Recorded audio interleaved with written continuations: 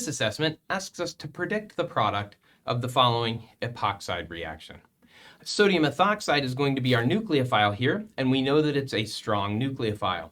When strong nucleophiles react with epoxides, they open them at the least substituted carbon in a reaction that's reminiscent of an SN2 process.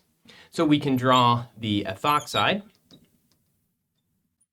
and show the pair of electrons being donated to sigma star to open up the strained three-membered epoxide. Again, it's occurring at the least substituted carbon because ethoxide is a strong nucleophile.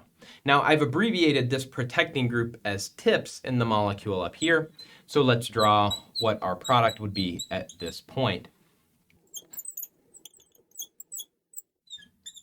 We would end up with this.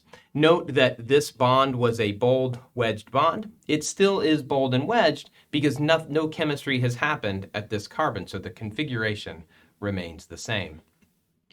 At this point, there's lots of ethanol in solution, so we can transfer a proton to that alkoxide to give us our neutral organic product. In this case, the alcohol.